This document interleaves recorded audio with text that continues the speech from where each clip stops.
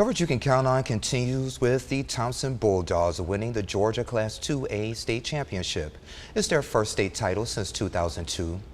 News Channel 6's Kara Goldstein is joining us now with the latest on today's game. Sean, it was a very exciting game, which means it's going to be a long night of celebrating in Thomson. We'll have coverage of the celebration after the team arrives. But first, let's check in live with Brendan Robertson at Center Park in Atlanta, where it all happened. Hey, Brendan.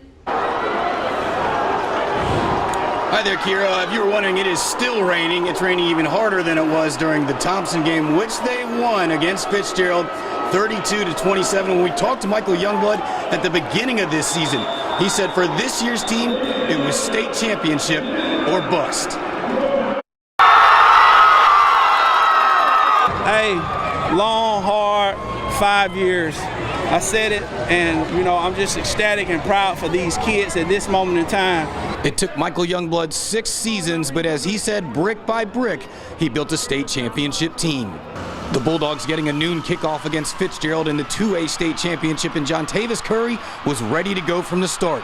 A 57-yard touchdown run to put Thomson up in front 7-0, and a sign of things to come from number 6. Near the end of the first quarter, the rain started to fall. Tied at 7, facing 2nd and 14 from their own 16, Jakias Jones hit Jaquan Hart for an 80-yard strike, and Curry would punch it home a few plays later to give Thomson a 14-7 lead.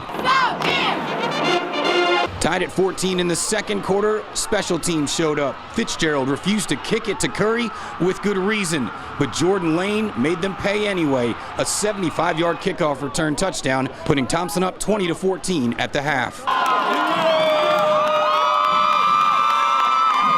But in the fourth quarter, Thomson trailed 21-20, and there was no doubt where the ball was going.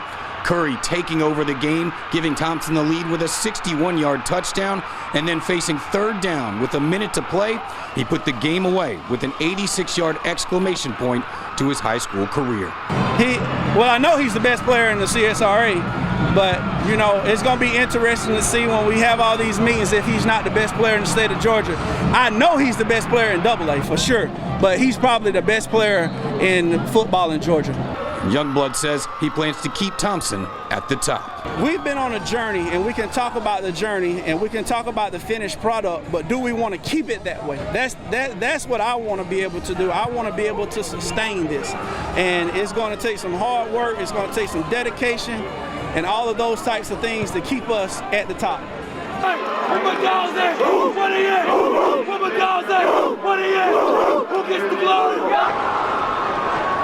Indeed, the year of the dog. You heard Youngblood mention he wants to sustain this, and while they will lose Jontavis Curry, they do bring back several key pieces of this year's state championship team, including sophomore running back Trey Jeffrey and quarterback Jakias Jones, meaning we could see Thomson right back here again next season. In Atlanta, Brendan Robertson, WJBF News Channel 6.